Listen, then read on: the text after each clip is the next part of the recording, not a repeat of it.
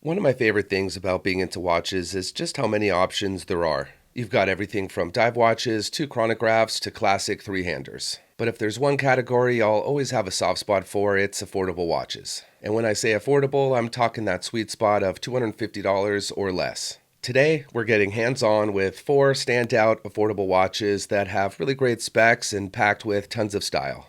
Baltany kicks things off with a couple seriously impressive new releases, starting with the S4035 AB, easily one of the best looking and most value-packed Explorer homages you could buy. They offer a bunch of versions in different dial colors, but today we've got the two-tone model, which feels especially fun since Rolex only recently added a two-tone Explorer of their own, and only in 36mm with the black dial.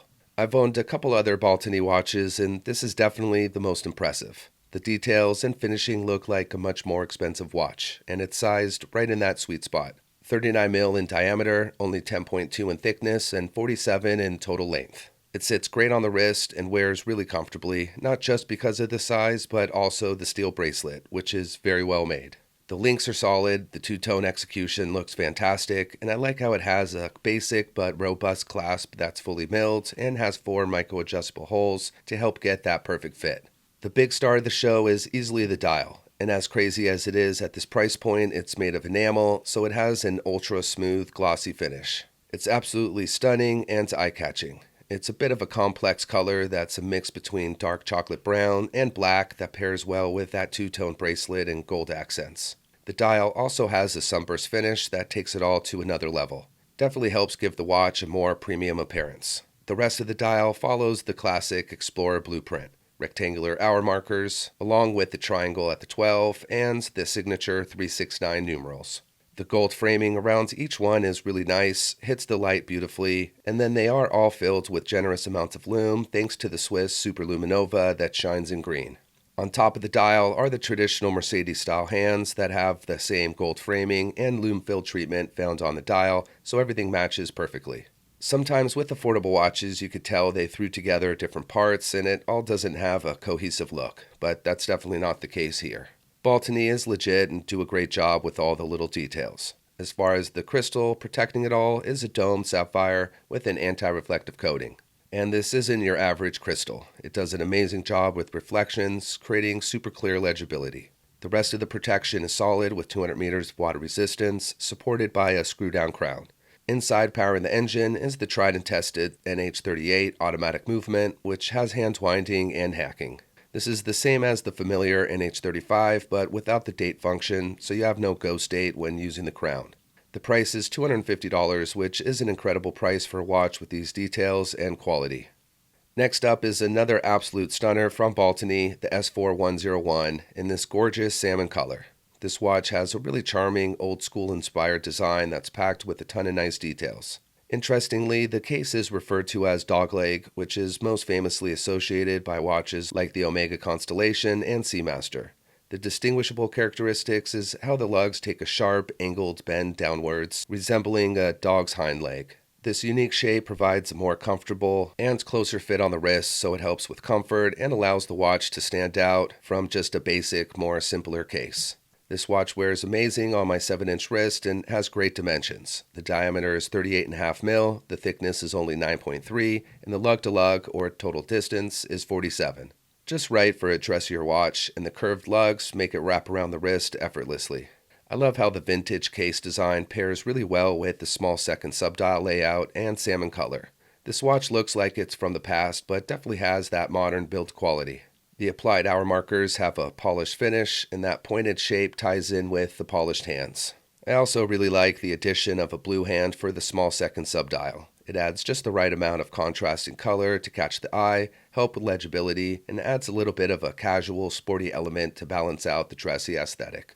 On top is a sapphire crystal that has an anti-reflective coating, and like the other Baltany we looked at, this one does a great job as well with reflections and creating a super clear view into the dial. Sometimes dress watches leave out lume, but there is some Swiss Superluminova. Equipped is a well-made and soft brown leather strap, definitely a great choice for this style of watch. It would for sure look equally as amazing on a black leather strap as well, which would give it a totally different personality. Inside powering the little engine is the Seagull ST1700 mechanical movement. All in all, this watch is just a real stunner. Has great build quality, solid specs, and an affordable price tag of $165. Switching gears, we have an awesome new release from WM, the 225. This would definitely make for a great everyday gata. Go anywhere, do anything with. A classic three-hander with just the right amount of details and color to make it versatile. It has a ton of character, but nothing over the top. This model comes in 3 gorgeous stone dials that give off really interesting and cool natural textures. The orange and green have a similar look, but this light blue Amazonite option really caught my eye. It gives off some serious Grand Seiko vibes, but without that multi-$1,000 price tag. And I have to admit, the execution is surprisingly nice. These type of dials could really be hit or miss, and when they miss the mark, they could look a bit cheap or like molded plastic. But WM did a great job. I also really like the case construction and the contrasting brushing and polishing.